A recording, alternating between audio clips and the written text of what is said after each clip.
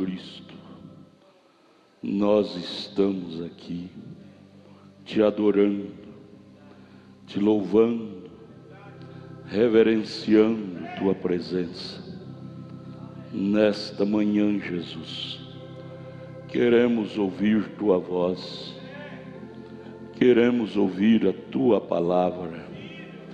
Venha partir o pão aos nossos corações nesta manhã. Vivifica, Senhor. A letra sem o Espírito não tem vida. Precisamos do Espírito Santo para pôr vida na letra e assim nos alimentar por ela. Ajude-nos com o perdão de nossos pecados. Te pedimos em nome de Jesus Cristo. Amém, Senhor, amém. Deus continue nos abençoando, irmãos. Deus abençoe vocês que estão aqui embaixo, lá em cima. Muito bom ver vocês. Deus recompense o vosso esforço. O irmão Wilson está ali, Deus te abençoe. Todos vocês, Deus os abençoe. Irmão Mike, cadê o irmão Mike? Cadê o irmão Mike? Sobrinho do irmão Marquinhos. Hã? Não é seu sobrinho, não? Ah, tá. Deus abençoe. Nós vamos ter uma perguntinha aqui. Bom dia, pastor Adalto. Pastor, gostaria de saber o que o senhor me fala sobre médico terapeuta que consulta as pessoas através dos olhos. Pode me dizer algo a respeito? Obrigada, Deus abençoe.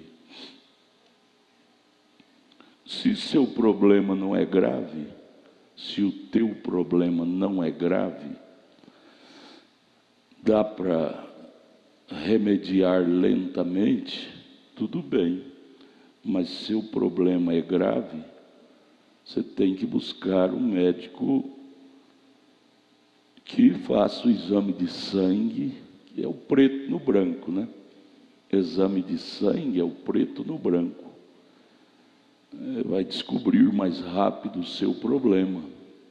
O terapeuta geralmente não trabalha através disto, de exame de sangue, e diagnosticar como é que está os seus anticorpos, seu organismo, né? Seu organismo. Se o seu problema é grave, você deve procurar um alopata. Alopatia. Alopatia é o médico normal. Homeopatia é o médico que trabalha com plantas. Como terapeuta também é algo parecido, né? Algo parecido. Trabalha com plantas, coisa da natureza. É bom. Só que é lento. O tratamento com o médico que trabalha com plantas, terapeuta, é um tratamento bom, mas só que é lento. Você demora a receber os resultados. O alopatia, já é uma medicina que combate mais rápido o problema que estiver. Eles leem através da íris do olho da pessoa, eles descobrem muita coisa que está errado com o organismo da pessoa. Existem os falsos homeopatas, como existem também os falsos alopatas. Existem os falsos terapeutas que dizem que conhecem e não conhecem. E existem os verdadeiros terapeutas. Por exemplo, nós aqui temos o terapeuta Dr. Vigílio. Cadê o Dr. Vigílio? Está aí? Dr. Vigílio. Dr. Vigílio está lá fora. Ele é terapeuta. Trabalha com as plantas. Tem um livrão lá. Os livros antigos. Planta tal, é bom para isso, aquilo. Eu fui criado assim na roça. Foi criado assim, com plantas. Nós nunca fomos em médico. Ficava doente, meu pai pegava o enxadão, ia no mato e arrancava uma raiz própria. E a minha mãe cozinhava aquilo, a gente tomava o chá daquilo. E era bom, era bom. Agora, isso hoje é lento, o que eu tenho que dizer é isso, é lento o tratamento terapeuta. Se a sua doença não está tão grave, tudo bem, mas se está grave, é melhor você ir ao médico alopata, alopatia, né? Mas é mais seguro. Nós vamos ficar de pé, vamos ler a Bíblia. Gênesis capítulo 1, verso 26, e Gênesis capítulo 2, verso 7. Irmão João, é bom te ver, irmão João. Deus te abençoe. Irmão João do Banco Central de Cristo. Gênesis 1, verso 26.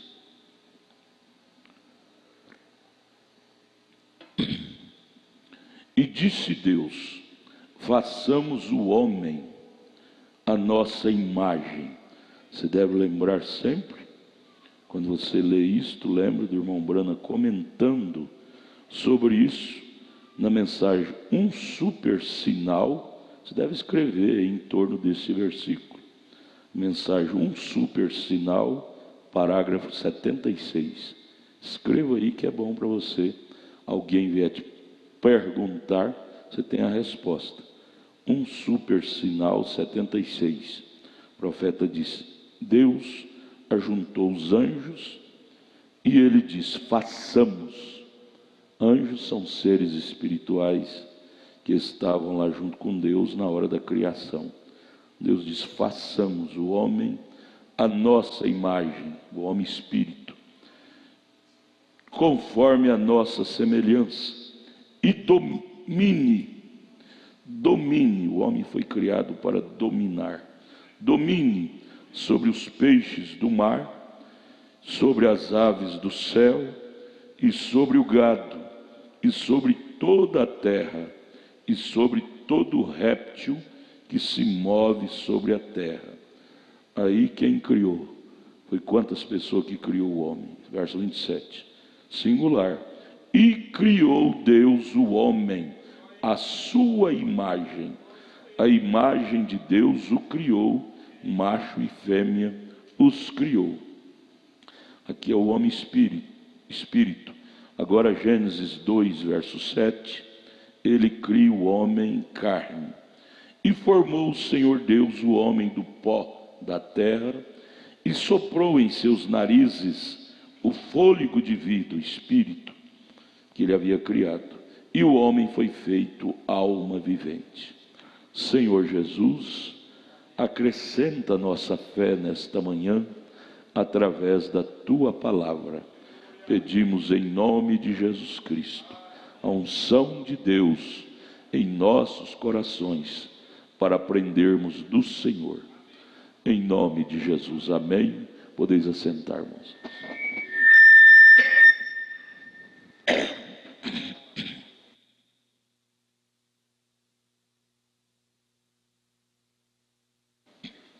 Vamos aqui na página 8, prosseguir o estudo da mensagem, perguntas e respostas sobre Gênesis. Mensagem muito rica de informação, que nos informa como foi no princípio, como foi a coisa lá no princípio. Vamos então na página 8, parágrafo 45. Agora, o homem guiou o homem. O homem foi feito para guiar, para dominar. Lá no princípio, o homem guiou o homem, guiou o gado e tudo, exatamente como o Espírito Santo guia um crente real e verdadeiro hoje.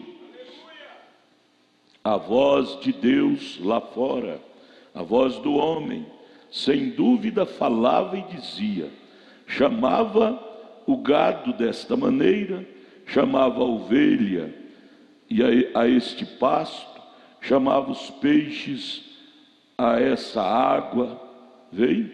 Ele tinha o domínio, tudo lhe obedecia, tudo lhe obedecia. Agora, mas então não havia nenhum homem para lavrar o solo. Até então era o homem espírito que havia sido criado. Não tinha o homem físico para lavrar a terra. Aí o que Deus disse? Gênesis 2, nenhum homem para lavrar o solo. Então Deus formou o homem, Gênesis 2:7, do pó da terra. Agora nós seguimos isto. Ele formou o homem do pó da terra e colocou aquele espírito que ele havia criado, né? Em Gênesis 1:26, sobrenatural.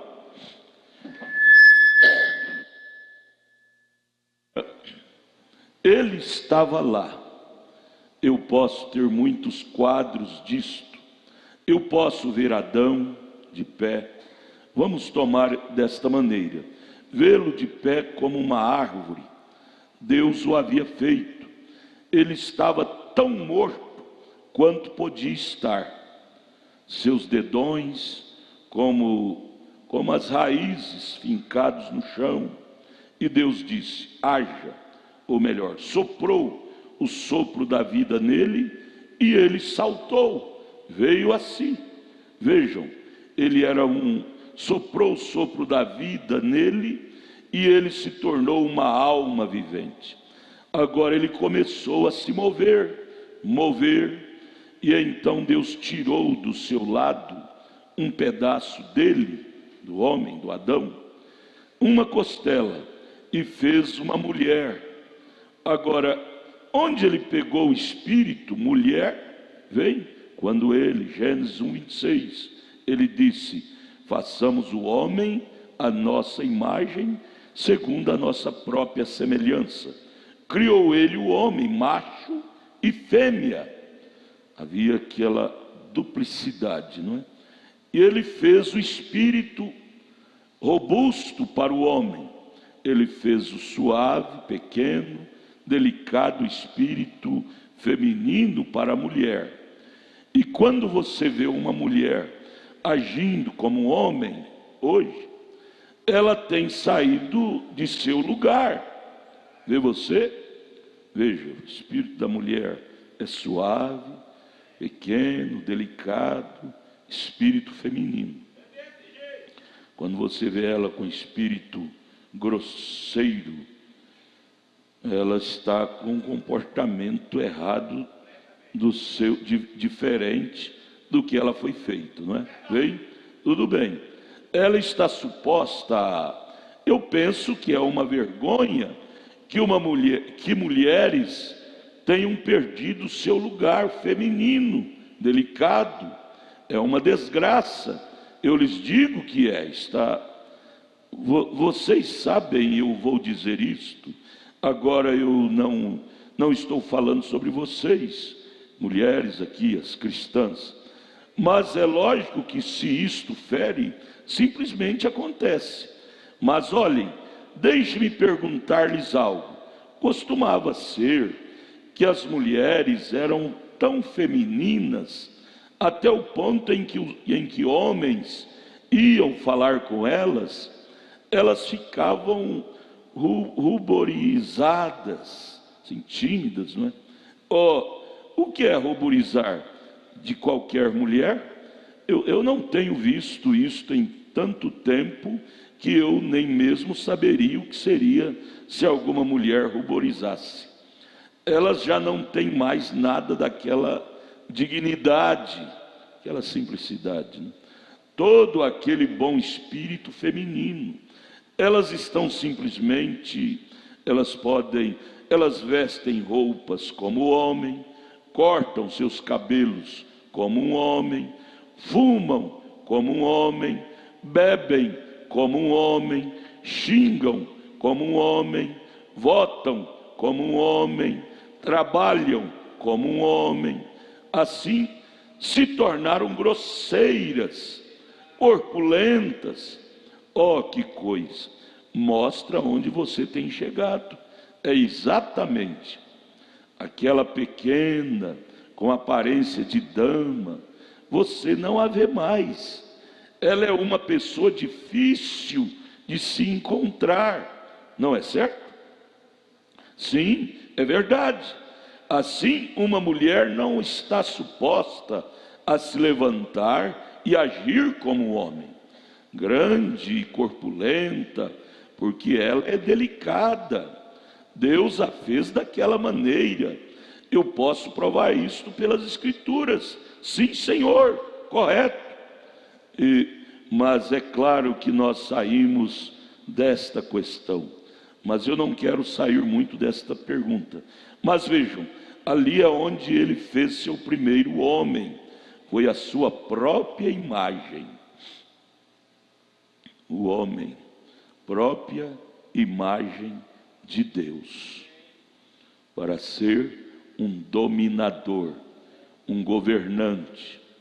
52. E então Deus, antes de alguma vez existir uma estrela, sabia que este mundo existiria, e ele sabia que eu seria William Branham pregando o evangelho do púlpito, e você seria John Doe assentado ali ouvindo, antes que o mundo começasse.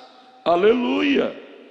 Agora, ali é onde as pessoas, às vezes, os calvinistas, legalistas, misturam tudo, vem? Eles dizem, bem, porque alguns foram ordenados a serem perdidos? Não é desejo de Deus que ninguém pereça. Ele não quer que ninguém pereça, mas, todavia, sendo Deus, ele sabe que há alguns que não aceitarão isso, a sua palavra.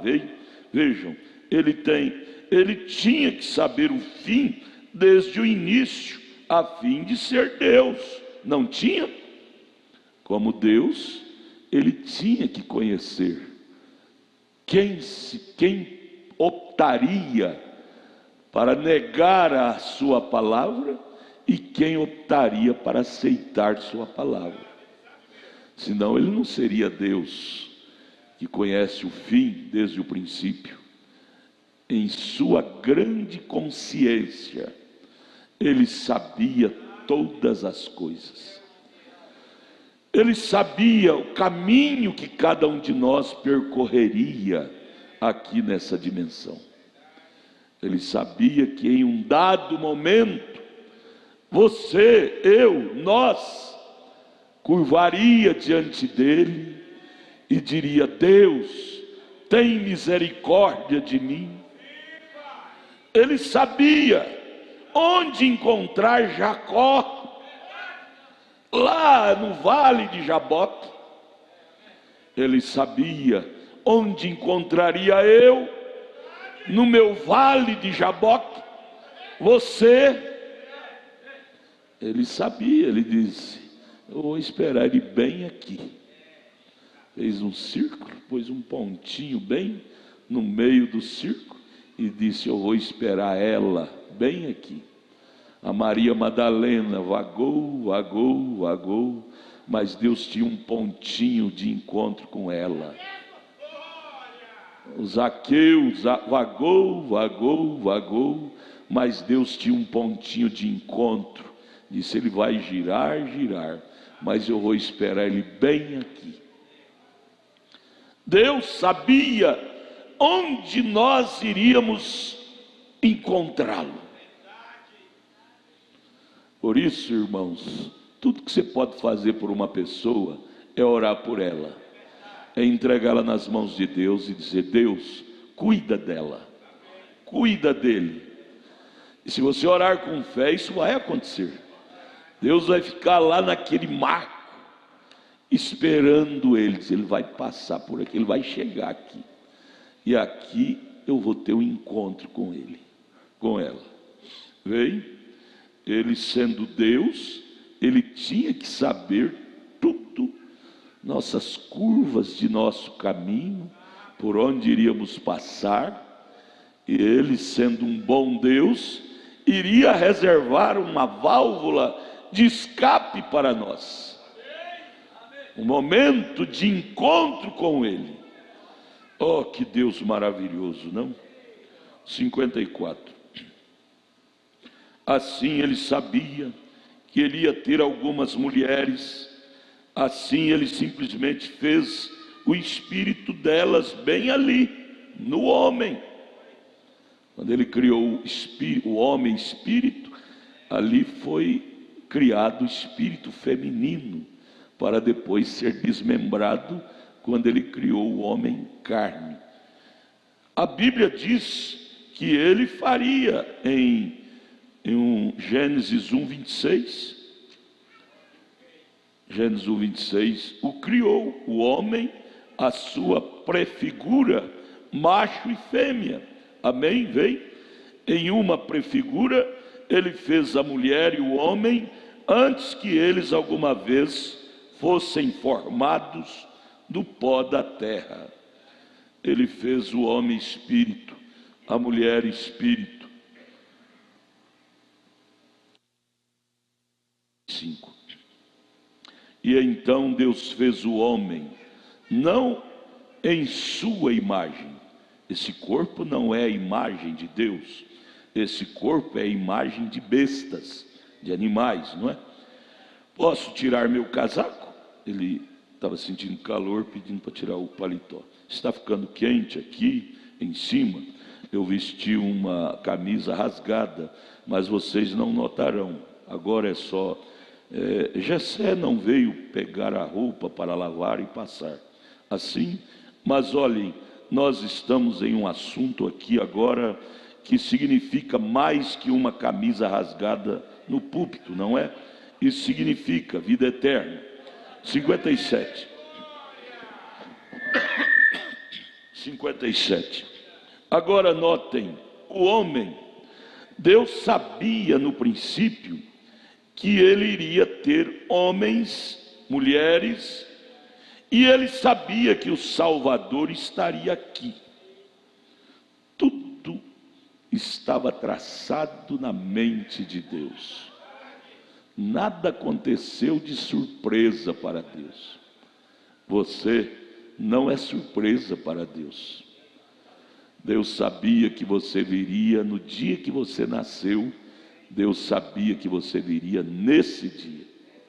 Veja, ele teria que trazer Jesus e ele seria crucificado.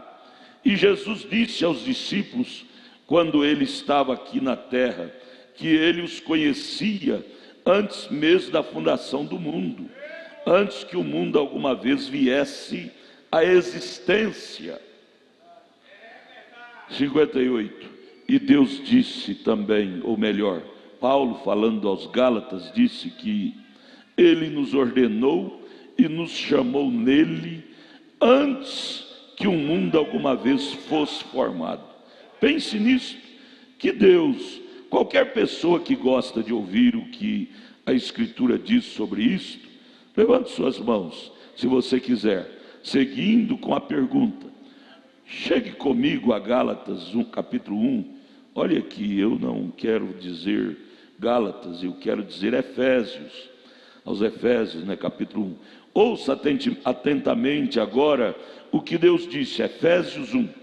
Paulo, apóstolo de Jesus Cristo, pela vontade de Deus, aos santos que estão em Éfeso e fiéis em Cristo Jesus. A vós graça, paz da parte de Deus nosso Pai e do Senhor Jesus Cristo. Bendito Deus e Pai de nosso Senhor Jesus Cristo, o qual nos abençoou com todas as bênçãos espirituais nos lugares celestiais em Cristo. Agora, aqui está, notem, como também nos elegeu nele antes da fundação do mundo. Isto é muito bom, não é? Isso não é muito bom, isto é realmente bom. Antes que houvesse uma fundação do mundo, Deus conhecia Orman Neville e sabia que ele pregaria o Evangelho. Não é maravilhoso? Nos escolheu. Ora, ele é um membro da igreja, e Deus sabia que ele ia ter aquela igreja. Ele está se referindo ao pastor Neville. Deus sabia que ele viria, que ele estaria pregando o Evangelho, que ele teria uma igreja. E ele disse, Paulo estava falando à igreja de Éfeso, disse, ele nos elegeu nele. Agora nós todos somos membros do corpo de Cristo, está certo? E Deus, antes que o mundo alguma vez fosse formado, Deus elegeu a você e a mim nele, antes que o mundo alguma vez fosse formado. Que coisa, não é maravilhoso? A gente fica pequenininho diante de Deus. A gente fica pequenininho diante da existência de Deus. Nós conhecemos somente até agora, hoje. Daqui uma hora nós não sabemos mais o que vai acontecer. No entanto, Deus conhece do ontem, do hoje e do amanhã. Ele conhece tudo, está tudo na palma da mão dele. Tudo ele conhece. Nada acontece de surpresa que pega a Deus de surpresa. Ele sabe o que está no seu coração. Ele sabe o que passa na sua alma. Ele sabe. Ele sabia que haveria uma Maria Madalena necessitada de perdão, que haveria um Zaqueu necessitado de perdão, que haveria um Adalto, um João, uma Maria necessitado de perdão. E por isso que ele disse, eu tenho que descer, me fazer carne e derramar meu sangue para perdoar esta gente, para ajudar esta gente. Ele sabia que haveria um Lúcifer interferindo na humanidade. Ele sabia, por isso que ele já preparou o antitipo, ele preparou o antídoto, né? Que é o remédio, que foi ele mesmo no Calvário, derramando seu sangue, para nos curar das chagas que Satanás nos golpeara. Ele sabia que Satanás iria vir e nos golpear com suas invenções, suas influências. Todos nós machucados. Ele sabia que todos os seres humanos estariam machucados pela arma do diabo chamada concupiscência, desejos. Ele sabia que a arma do Lúcifer iria nos atingir, nos retalhar. Não tem ninguém, meus amados, na terra que não está retalhado pelas armas do diabo. Não tem ninguém. Fisicamente, ele nos retalha com doenças. Espiritualmente, moralmente, ele nos retalha com pecado. Retalha o físico com doença física. Espiritualmente, ele nos retalha com pecado, desejo de pecado. Mas isto não pegou Deus de surpresa. Deus sabia que o diabo nos feriria. Por isso ele foi na cruz, para derramar seu sangue, para curar nossas chagas, curar nossas feridas. Fomos feridos pelo pecado, mas Deus, que é bom, Ele desce como um bom médico, e lava as nossas chagas com seu próprio sangue. Ele sabia que nós precisaríamos desta lavagem das chagas, que o diabo nos ofenderia, nos feriria. Ele disse lá em Gênesis, capítulo 3, verso 15, a serpente, que é o diabo, ferirá o calcanhar, ou seja, ferirá a carne do ser humano. E feriu.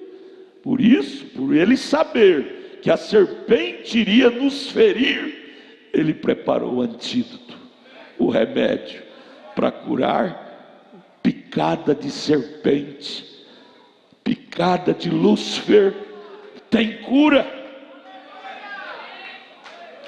Você sabia disso? Picada de Lúcifer tem cura. Picada de serpente tem cura. Você, todo picado, não tem nenhum ser humano que não é picado pelo menos umas 10 vezes por dia. Pelo menos. O profeta Irmão Brana disse, em outras palavras, que ele era picado 10.000 vezes por dia. Dizia, eu peco 10.000 vezes por dia. E não tem nenhum bom que pode levantar o dedo e dizer, não, o diabo não me pica, eu sou forte, eu sei desviar dele. O Irmão Brana, profeta, disse, eu peco 10.000 vezes por dia, ou seja, o diabo, essa serpente, me pica 10.000 vezes por dia. Mas será que Deus, um pai, um criador, seria tão irresponsável que, sabendo ele como onisciente que ele é, que nós seríamos picados pela serpente, que é o seu opositor, ele não teria nem um remedinho para nos curar? Ele sabia que nós seríamos ofendidos por esta serpente chamada Lúcifer, mas por ele saber, ele mesmo se tornou o nosso remédio. Cristo é o nosso remédio.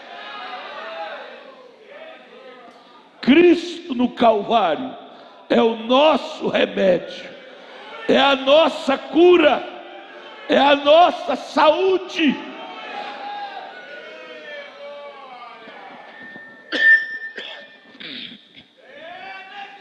Eu me lembro, lá no mato tem um lagarto chamado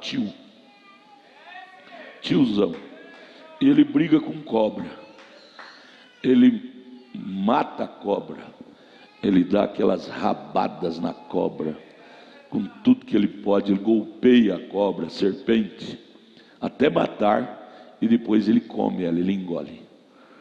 Mas muitas vezes a cobra pica ele, naquela briga, a cobra vai e pica ele. Aí ele picado, ele sabe que ele vai morrer, ele sabe que ela é venenosa, vai matar ele. Aí o instinto, Deus deu instinto. Para o homem, Deus deu espírito de inteligência. Para os animais, Ele deu instinto de inteligência. Eles não têm espírito, porém eles têm um instinto que está embutido na natureza deles. Então o instinto leva ele a uma raiz que tem lá no meio da mata, que ao ele morder e extrair a seiva daquela raiz, aquele veneno é estancado, é expelido, é amortizado e não mata ele. Então, quando ela pica, acontece dela picar, ele sai correndo a encontrar aquela raiz. Ele já sabe onde está aquela raiz, vai lá e morde nela, morde, mastiga, e ele extrai a seiva daquela raiz, e aí o veneno da serpente não mata ele. Aí ele volta lá para acabar de matar a serpente, para comer ela. Você é como esse lagartio. Nós somos como esse lagartio. Ele nos pica, porque nós guerreamos com ele dia e noite. Ele nos pica, nos morde, essa serpente. Aí você corre para a raiz de Jessé, para a raiz de Jessé, e você morde nela com a alma, você dá uma mordida nesta raiz de Jessé, e você extrai vida dela, seiva dela, e ela te dá saúde, e aquela picada da serpente não te mata. Aqui está o antídoto que Deus criou para nós, a raiz de Jessé. Aleluia. Veja o 61. Agora o primeiro homem, ele fez o primeiro homem à sua imagem, o homem espírito, né? E nós estamos retornando àquela imagem.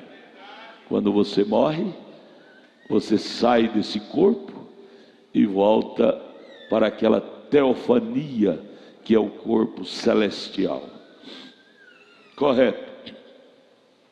A nossa primeira imagem criada, quando Deus me criou, William Branham, eu era antes da fundação do mundo, ele me fez ser espírito.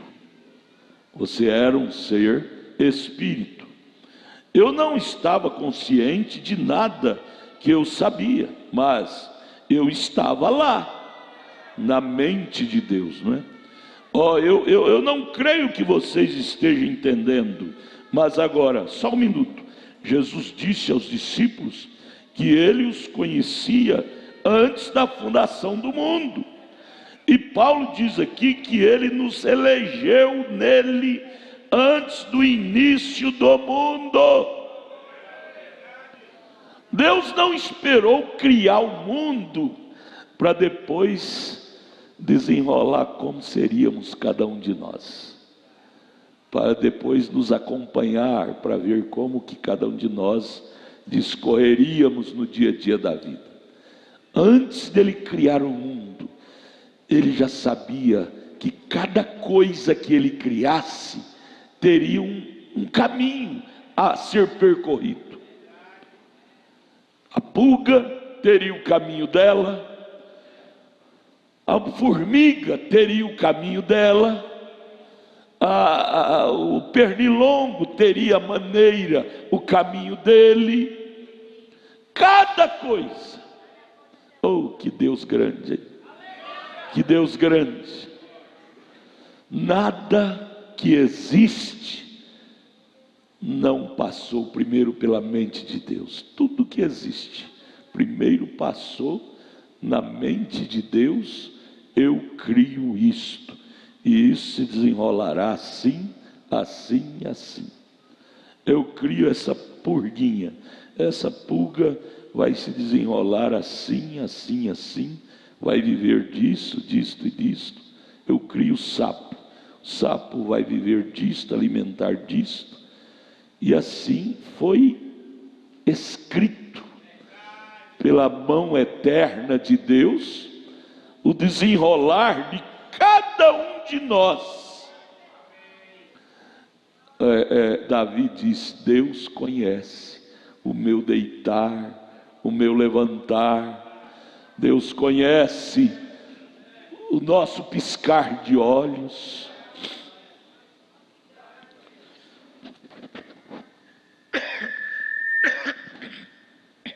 Deus sabe. Havia alguma parte Orman Neville e o resto de todos vocês aqui que estava em Cristo Jesus antes que o mundo alguma vez começasse. E aqui está para a minha análise daquilo. 62 agora. Eu penso que as pessoas hoje que estão possuídas com este espírito, ou o espírito, uma parte desses seres angelicais, espíritos os quais se moveram de Deus, que nunca caíram no princípio e resistiram à mentira do diabo no céu. Você sabia? Você sabia? Isso está aqui em Apocalipse 12. Apocalipse 12. Está escrito. Apocalipse capítulo 12. Está escrito que o diabo derrubou a terça parte do céu. Veja aqui, capítulo 12, verso 3: E viu-se outro sinal no céu, e eis que era um grande dragão vermelho, que tinha 7 cabeças e 10 chifres, e sobre as suas cabeças 7 diademas, e a sua cauda levou após si a terça parte das estrelas dos céus. Pessoas eram comparadas como estrelas, pessoas. E o diabo lá no céu, quando ele era Lúcifer, aquele dragão, sua cauda, sua influência, arrastou a terça parte das estrelas, de pessoas, espírito, lá no céu, e lançou-as sobre a terra. E o dragão parou diante da mulher que havia de dar à luz, para que, dando ela a luz, lhe entregasse o filho. Aí se refere a Maria e Jesus. Mas ele derrubou a terça parte dos espíritos criados por Deus lá no céu. Foram enganados por ele. Veja, o diabo não começou a trabalhar agora, aqui na terra, não. Ele trabalha desde que ele esteve lá no céu, com a sua doutrina, com seu ensinamento errado. Ele conseguiu derrubar a terça parte dos espíritos criados por Deus lá no céu. Veja como ele é forte em suas palavras. Agora, veja aqui o 62, profeta dizendo: eu penso que as pessoas hoje que estão possuídas com este espírito, ou espírito, uma parte desses seres angelicais, espíritos os quais se moveram de Deus, que nunca caíram no princípio e resistiram à mentira do diabo no céu. Você não é um anjo caído, você não é um espírito figurado como estrela lá no céu, caído, enganado. Sabe por quê? Porque você está aqui.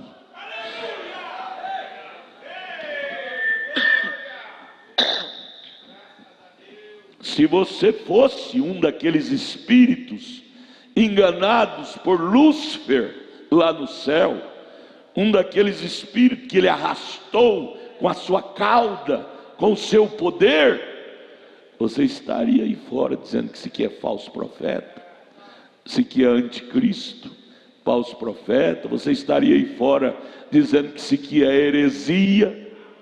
Os espíritos caídos não dão conta de crer nesta verdade. Por que você crê? Porque você não é um espírito caído. Você venceu Lúcifer lá no céu, quando você era espírito. E você vence Lúcifer aqui na terra, porque você continua um espírito não caído. Isto é maravilhoso, irmãos. Isto é maravilhoso. Aí você diz: por mais ruim que eu seja, pelo menos essa glória eu tenho. Eu não sou um espírito caído.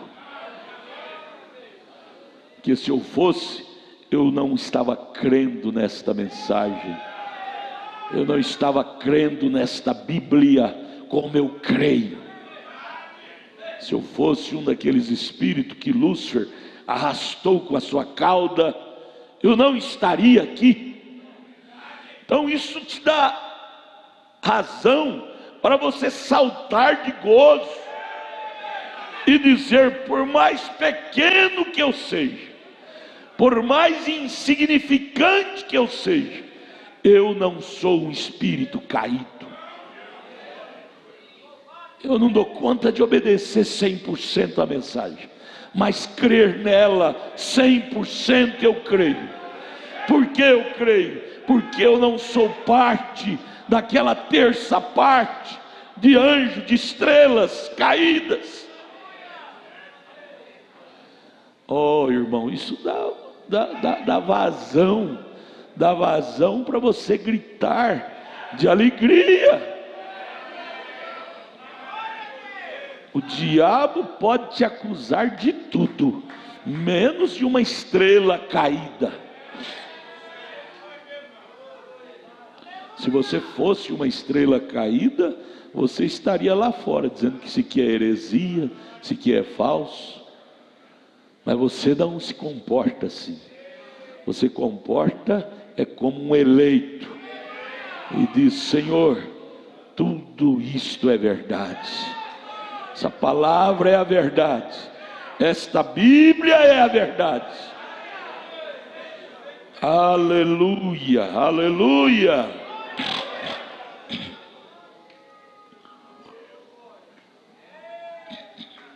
Parágrafo 63. Veja, 2/3 da terra está no pecado, de espíritos que foram lançados de lá para cá. Está no pecado.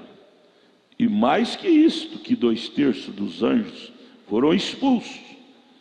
E aqueles espíritos de demônio entram nas pessoas e habitam em seus corpos. Deus sabia, Ele sendo onisciente, que conhece o fim desde o princípio, quando a criança nasce, Ele sabia que espírito seria liberado para entrar nela. Aquele espírito caído, ou aquele espírito que venceu e não caiu lá no céu pela cauda do dragão. Por isso que no ventre, estando os dois no ventre de Rebeca, Jacó e Esaú, Deus disse: amei Jacó e aborreci Esaú. Por que Deus sabia? Porque Ele sabia que espírito ia vir sobre Jacó e que espírito ia vir sobre Esaú. Deus sabia que espírito seria liberado para cada um deles. Deus sabia quem seria você. Deus sabia. Aqueles espíritos de demônio entram nas pessoas e habitam em seus corpos. Veio o que eu quero dizer? Eles eram demônios que uma vez existiram e entraram nas pessoas e deram a elas uma natureza. Aqueles espíritos entram na pessoa quando nasce o bebê e dá aquele bebê, vai crescendo, uma natureza de ser mau, natureza de ser incrédulo à palavra de Deus, natureza de ser rebelde. Oh, irmão, é hora de descobrir quem somos nós. Você sabia que Deus faz cirurgia de espírito? Faz. O homem, o médico, a medicina faz cirurgia física, não é? Física. Mas Deus faz cirurgia de espírito. Se houver um arrependimento, profundo no coração, e você dizer: Deus, eu não quero isto em mim, eu não quero essa natureza ruim. Deus não fez a cirurgia em Jacó? Mesmo Jacó sendo o amado de Deus, mas tinha influência de um espírito mau, ser trapaceiro, mentiroso, essas coisas erradas todas. Mas Jacó, no vale de Jaboque, obrigou a Deus a fazer uma cirurgia espiritual nele e tirar aqueles cheiros de Lúcifer que estava nele. Deus faz cirurgia de espírito, tira de você esse espírito de adultério, espírito de falar mal da vida alheia, esses espíritos que não é dele, através do nosso arrependimento, com lágrimas, no altar, ao pé da cruz, Deus faz cirurgia espiritual, porque Deus é como o homem faz cirurgia física, mas como espírito, Deus sendo espírito, ele faz cirurgia espiritual em nós. Ele arranca aquelas partes espirituais ruins que nós herdamos, concebemos, e coloca em nós, como colocou em Jacó, partes boas. Deus faz cirurgia de espírito. Veja, Jesus expulsou 7 deles de Maria Madalena. Fez a cirurgia. Quando ele expulsou aqueles espíritos de Maria Madalena, foi uma cirurgia espiritual. Ela estava toda carregada. O profeta chega até a dizer aqui, de orgulho, de jactância, grandes pessoas, vê você? Sujeira, imundície, vulgaridade, competições, contenda, todas essas coisas vêm. Eles eram espíritos que foram feitos lá atrás, quando Deus começou a fazer o homem dali a sua própria imagem, criou aqueles seres sobrenaturais, aqueles espíritos. 65. E então ele colocou o homem no pó da terra, o qual foi o primeiro homem, Adão, e aquele homem foi feito segundo a imagem de Deus. Este homem humano aqui é feito segundo a imagem de um animal. O humano, né? A imagem de Deus é o homem espírito. Este humano é feito segundo a imagem do animal. Esses corpos humanos são feitos à imagem de animal. Nós temos uma mão simplesmente como um macaco, temos um pé como um urso. Tome um pequeno filhote de urso, dispa desnuda ele, tira a pele dele e coloque ao lado de uma bebezinha e olhe para a diferença. Irmão, você, página 12, você com certeza tem que olhar atentamente. Todo o diafragma, o feitio é quase o mesmo, a maneira que é feita a forma dele, do urso, não é? O urso e uma criança, e tudo simplesmente exato, é a imagem da vida animal. O homem físico traz a imagem do animal, porque ele foi feito algo na sequência do animal. Depois que Deus criou todos os seres animais, criou por último o homem físico, animal, porque era seu dever guiar o animal. 67. E você irá tirar o Espírito Santo de um homem, ele é mais baixo que o animal. Quando você tira o Espírito Santo de um homem, ele é mais baixo que um animal. Veja, a diferença é Deus. Deus é que faz a diferença. Sem Deus, aquela mulher, aquele homem se torna mais baixo que um animal.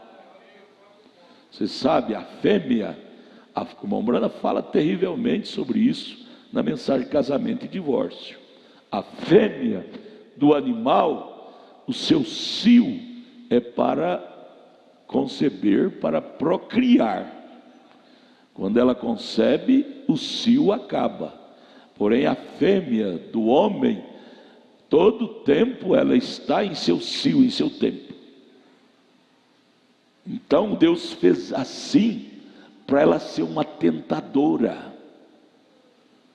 Para ela ser uma tentadora, para que o homem pudesse entender que ele precisa de Deus, porque ele nasceu pecador. Veja, o profeta vai descrever isso aqui, 67. Você tira o Espírito Santo de um homem, ele é mais baixo que um animal, comportamento dele. Ele chega a fazer coisas que um animal não faria.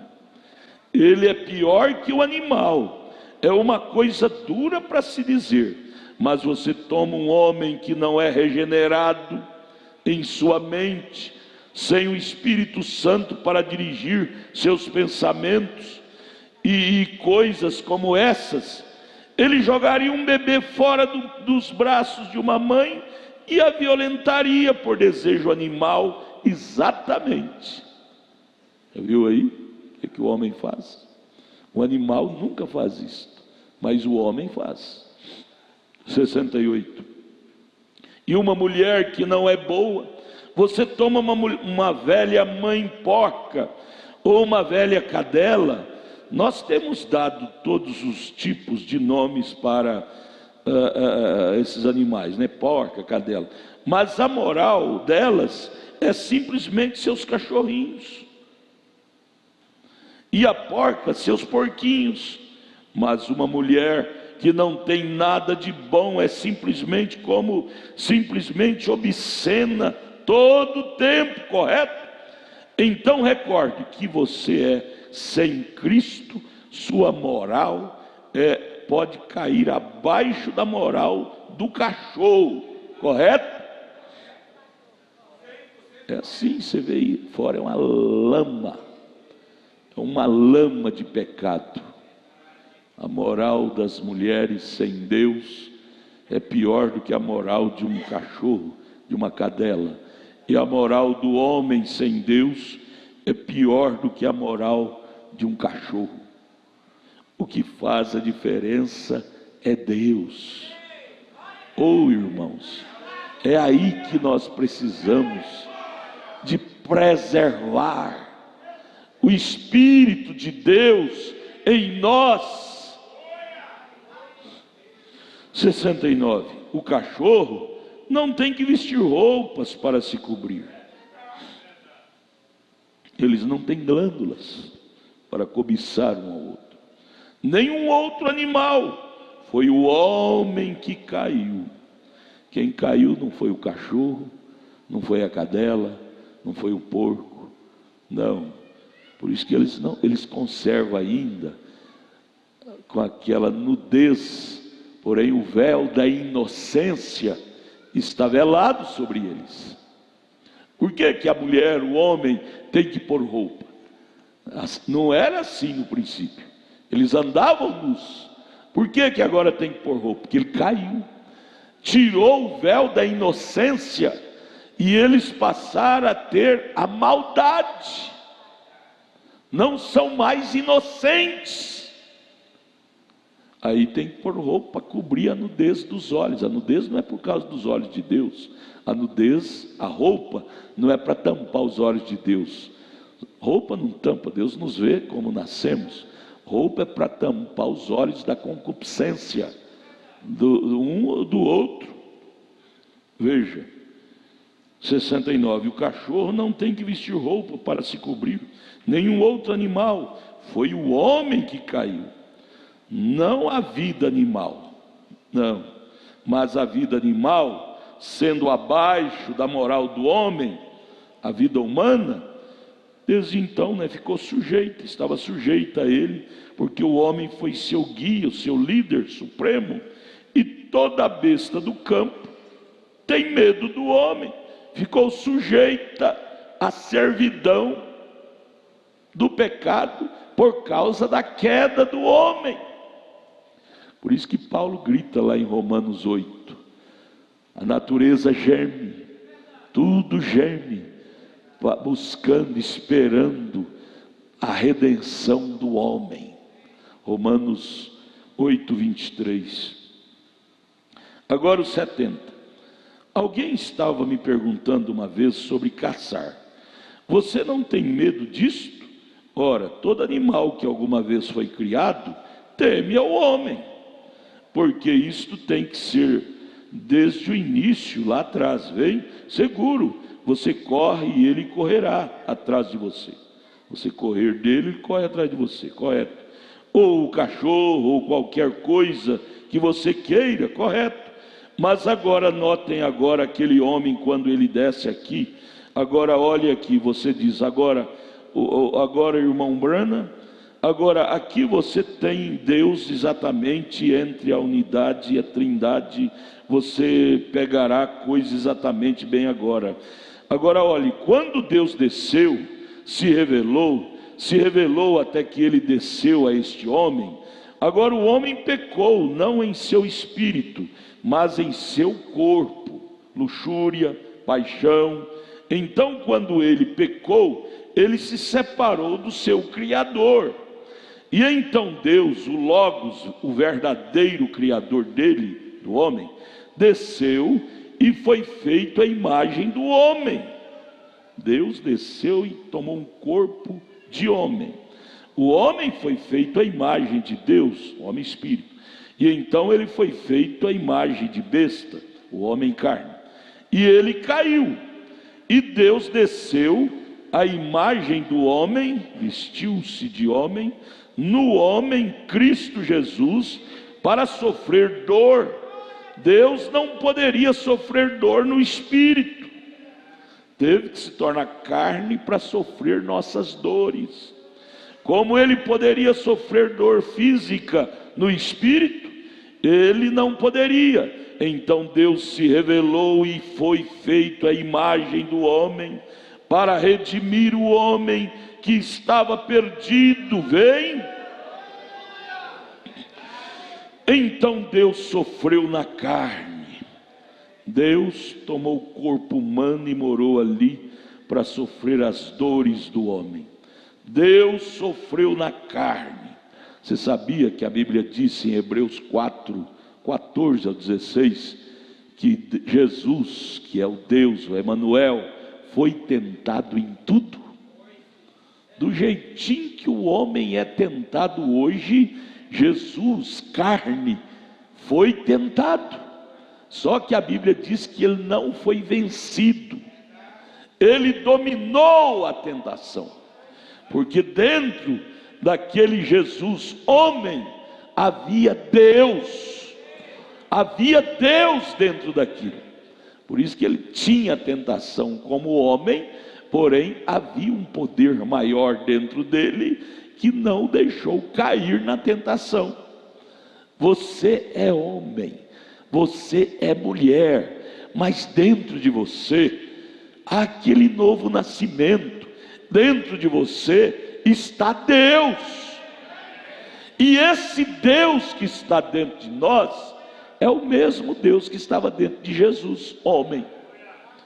Esse Deus deu força para Jesus, homem, vencer a tentação. Esse Deus que está dentro de nós, homens, nos dá força para vencer a tentação. Você tem tudo que Jesus tinha.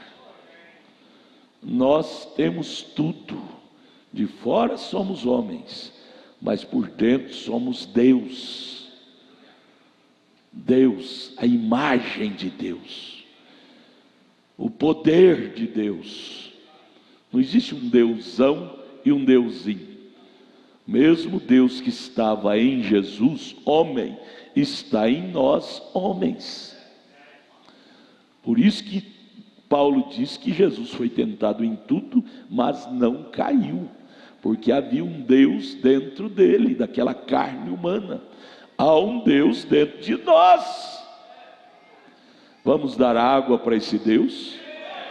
Vamos dar força para esse Deus. É a página 1373. Então Deus sofreu na carne, 1 Timóteo 3,16. E sem dúvida alguma este é o argumento.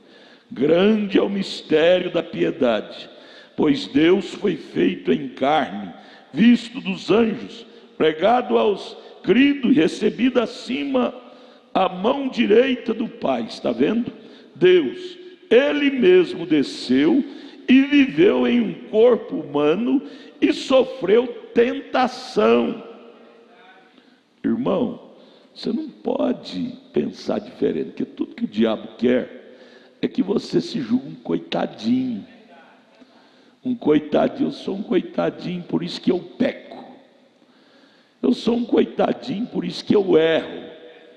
Não, do jeitinho que era Jesus, somos nós. O profeta chega a dizer que nesta nova criação, do Calvário para cá, Jesus é o nosso irmão mais velho, Deus em carne. Você tem sempre que lembrar de Jesus quando você estiver sendo tentado, tentada. Você vai dizer: Senhor, do jeitinho que eu estou sendo tentado, o Senhor também foi. Mas o Senhor não se curvou à tentação. Havia um poder maior dentro de ti para não pecar, para dizer não para a tentação. Aí você tem que te conscientizar disso. Às vezes é bom você conversar com você mesmo. Você conversar com você e dizer: eu sou o homem do jeitinho que Jesus foi. Agora, por que eu tenho que curvar a essa tentação quando Jesus não se curvou?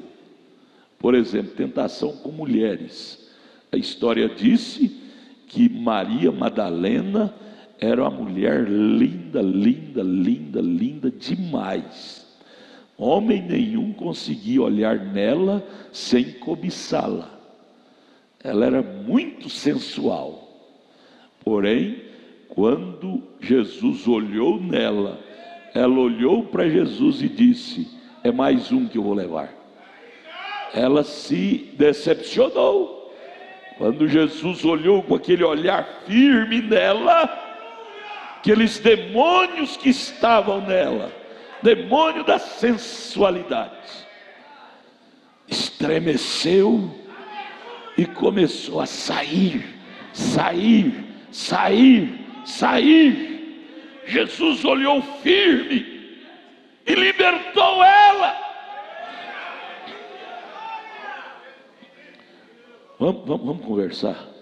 Homens, por que eu, você, temos que olhar para essa sensualidade de hoje aí na rua e cair, nos render a ela? Por quê, hein? Jesus não se rendeu à sensualidade de Madalena. Por que nós temos que nos render? O profeta pregou a mensagem, a intermitente luz vermelha. Ele diz naquela mensagem que os homens estão se curvando no altar das mulheres. No altar, os homens estão curvados, prostrados diante do altar das mulheres. Jesus não se curvou diante do altar da Madalena, não. Linda, atraente como era, sensual como era, porém Jesus tinha um poder maior para dominar aquela sensualidade de Madalena.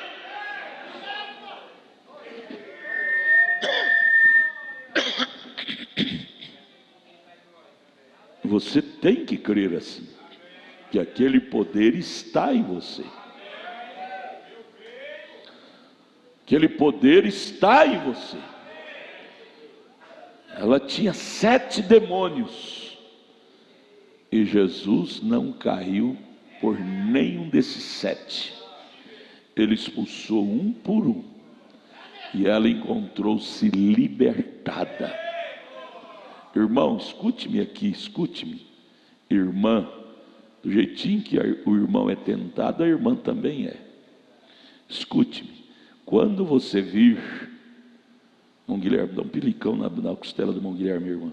Quando você ver uma mulher linda, semidespida aí na rua, atraente, sensual, lembre da Madalena. Diga: a Madalena estava desse jeitinho. Ela estava precisando de uma libertação. Ela não estava andando desse jeito para os homens cair com ela. Ela estava andando desse jeito. Lá no seu subconsciente, ela estava gritando: quem pode me livrar desses demônios? Quem pode me livrar desses demônios? Eu estou possessa de demônio, minha alma não aguenta mais. Ela usava da sua sensualidade para ganhar dinheiro, para tratar de seus pais que moravam com ela, diz o irmão Brana. Mas ela estava cansada daquilo, ela estava enjoada daquela profissão. Ela exercia aquela profissão de prostituta para ganhar dinheiro, para tratar de seus pais. Mas o profeta comenta que ela estava enjoada, cansada, fadigada daquela vida. Em outras palavras, ela estava chorando, dizendo: quem pode me libertar desses demônios?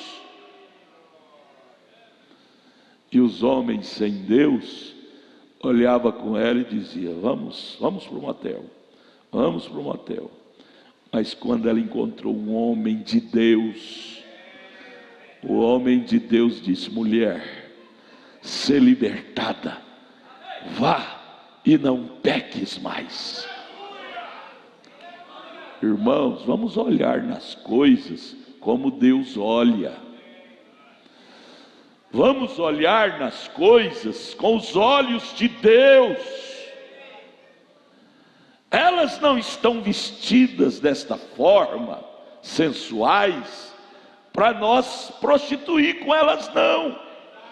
Elas estão gritando um grito do inconsciente, do inconsciente. Elas estão gritando assim: quem pode me libertar desses demônios? Quem pode me libertar desses demônios? E aí você, como um filho de Deus, encontra e diz: vem cá, vem cá, vem cá. Buzina o carro, chama. É assim que elas estão querendo, é isto? Porventura elas estão querendo, é isto? Não, elas estão querendo se libertar daquilo. Irmão, pense assim: todas as vezes que você vê uma mulher sensual, andando desnuda, pense assim, para você poder ajudá-la. Não pense como o homem sem Deus. O homem sem Deus pensa logo no adultério. Mas porte-se como um homem de Deus. Vocês estão me entendendo? Vamos olhar como Deus olha. Vamos pensar como Deus pensa. Jamais a mente santa que Jesus tinha olhou cobiçando a Madalena. Ele sabia que ela era uma vítima, era uma pobre vítima de Satanás. Irmão, se você aderir a esse espírito, você vai vencer muita coisa. Você vai vencer muita coisa. Você vai olhar para as coisas não mais com aquele olhar selvagem de pecador. Você vai olhar com o olhar de Deus. Vai dizer: ela é uma coitada, é uma pobre serva do pecado. Ela está assim porque ela não tem algo melhor do que isto. Se ela tivesse, ela não se portaria assim. Mas eu tenho algo melhor. Deixa eu pregar para ela. Deixa eu levar Cristo para ela. Deixa eu colocar Cristo dentro dela. E ela nunca mais se portará assim. Nós, homens, somos culpados. Você tem que saber disso. Nós, homens, somos culpados. Ao invés de chamá-la e dizer: Maria, vista decentemente. Jesus não fez seu corpo para ser um instrumento de prostituição, fazer até disto uma profissão para ganhar seu pão. Maria, Jesus te fez para ser templo do Espírito Santo. Vista decentemente, Maria. Ah, mas como que eu vou ganhar meu pão? Minha única profissão para tratar dos meus pais é isso. Maria, Deus se responsabilizará para pôr o pão na sua mesa de outra forma. Seja uma cristã, Maria. Seja cheia do Espírito Santo. Você não precisa disto para viver. Um dos argumentos que mais equipa a pessoa para vencer é este: você não precisa de ser assim para viver. Você não precisa disto para sobreviver. Deus tem outros meios. Você não precisa do cigarro para você viver. Esta é uma droga. Você não precisa disso. Isso não tem que fazer parte da sua vida. Você não precisa do álcool para sobreviver. Você pode muito bem viver sem isso. Você não precisa do adultério para sobreviver. Você pode muito bem viver sem isso.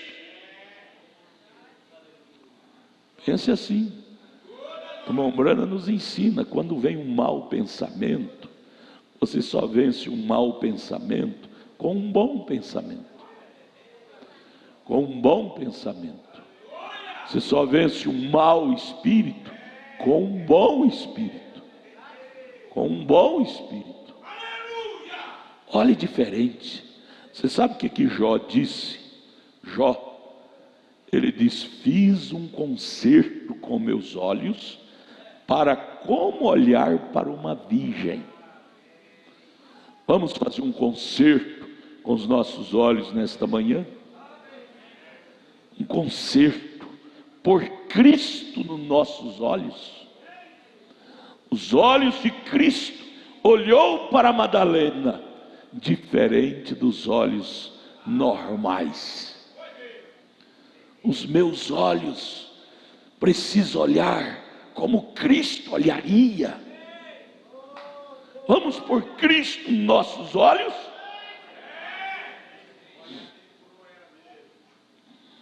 Oh, irmão, se nós pôr Cristo em nossos olhos, nosso comportamento vai mudar 100%. Eu vejo muitos crentes cobiçando.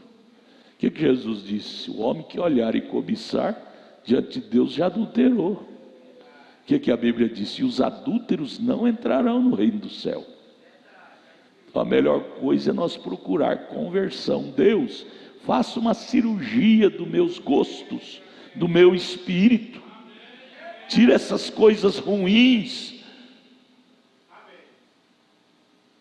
para nós ter direito ao céu. Veja, eu estou lendo 73, é? 73, está certo? Deus, Ele mesmo desceu e viveu em um corpo humano e sofreu tentação. Foi tentado. Como humano foi tentado. Mas Ele não deixou ser levado. São Tiago, capítulo 1, verso 14. Pecado, uma vez concebido, gera morte. Deus estava em Cristo, reconciliando consigo o mundo. Vem o que é o amor? O amor de Deus. Agora, eu penso que aquilo faria com que aquele homem e mulheres, agora uma mulher deixe-me tomar isto bem agora, de maneira que você possa ver, vem, a mulher está sujeita a seu marido, e a Bíblia diz que um homem deveria dominar sua esposa, mas como eles têm mudado isso, a mulher domina o homem. Agora você fica em casa, John, você não saia, e aquilo estabelece isto. Ele diz, sim, minha querida, vem. Quer dizer, ela domina ele. Ela domina. Mais 75, mas deixe-me lhe dizer algo, Senhor. Você vai ter que responder por sua esposa, mas sua esposa nunca vai ter que responder por você. Então por que você tem que aceitar essa maneira errada, desgovernada? A Bíblia responsabiliza o cabeça. Ele responde pela família, responde pela esposa. Não é a esposa que vai responder pelo marido, é o marido que vai responder pela esposa. Você é a cabeça da mulher e Deus é a cabeça do homem. Portanto, ele diz que o homem corte seu cabelo por causa de Cristo, honrando Cristo, e a mulher tenha seu cabelo longo, pois se ela corta seu cabelo, ela desonra seu marido. Veio o que eu quero dizer, ou o que a Escritura diz? 76. Eu tive um tempo difícil sobre isso outro dia em Shreveport. Eles estavam falando sobre as mulheres deveriam usar cabelos longos, e eu disse, uma mulher que corta seu cabelo, seu esposo tem o direito direito bíblico de se divorciar dela, correto? É o que a Bíblia diz, 1 Coríntios 11, verso 5, é exatamente correto. Ó que coisa, mulheres com Espírito Santo, assentadas lá, simplesmente da maneira que lhes foi ensinado, é tudo, sim, livremente, sim. Ele diz, agora se o cortarem, se houver algo errado e elas tiverem que cortar seus cabelos, diz, tome uma navalha e rape-o todo e deixe seu cabelo realmente rente, até que ele caia de sua cabeça. Que Paulo disse? Se cortar, então que rape. Cortar a pontinha, que está caindo, e o remédio é cortar as pontinhas para parar de cair. Paulo disse, então que rape, passe uma navalha e rape. Correto? É o que a Escritura diz. Ela diz que se ela corta seu cabelo, ela desonra seu marido, sua cabeça. 1 Coríntios 11, verso 5. E uma mulher que é desonrosa tem um direito legal de ser expulsa em divórcio. É a Bíblia, não é o irmão Branham que está criando uma doutrina nova, é a Bíblia. Mas ele não pode casar-se novamente, mas ele pode expulsá-la pelo divórcio, correto? É a Escritura. Ó irmão, o que precisamos é de algumas noites de perguntas, correto? 1 Coríntios capítulo 14, se você quiser ler isso, tudo bem. Agora esta mulher, Deus Criou o homem macho e fêmea, você vê o que ele fez? Ele fez o homem, agora esta é a primeira pergunta, ele os fez, criou, e assim por diante, Gênesis 1, 26, aí depois ele entra para outra pergunta, e domingo que vem nós entramos nela. Mas vamos ao destaque. Olhar como Jesus olhava. Ao invés dele cair em adultério com a Madalena, ele amou a alma dela. Ao invés de você cair com aquela mulher, você ama a alma dela e diz, mulher, Você está precisando de Cristo. Se você tiver Cristo, você nunca andaria desse jeito. Você pregaria o Evangelho para ela. Você não a condenaria como um bruto. Um bruto. Mulher, você vai para o inferno. Você é um capeta. O irmão Brana fez isso, você lembra? Quando viu aquela mulher toda pintada, cabelo cortado lá naquela boate. De primeira mão ele disse: "Oh Deus, por que o Senhor não tira uma coisa imunda dessa do mapa? Mata ela, tira essa coisa do mapa, da existência." Deus chamou ele e disse: "Billy, vem cá. Você não tem pecado? Você quer dizer que você não é pecador?"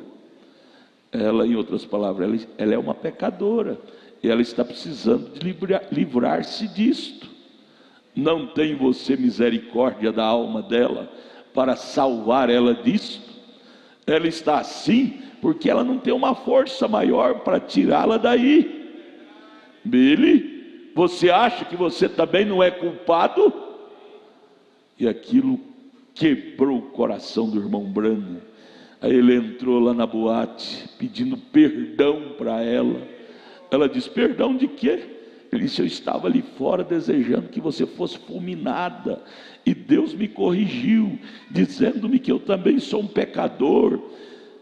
Olha, você me perdoa, eu sou um cristão, e eu quero te ver também salva." E mais ou menos assim, e o coração daquela mulher foi partido, e eles caíram em pranto, de choro ali naquela boate. E o certo é que aquela mulher voltou para Cristo, foi salva por causa de uma maneira de agir como cristão.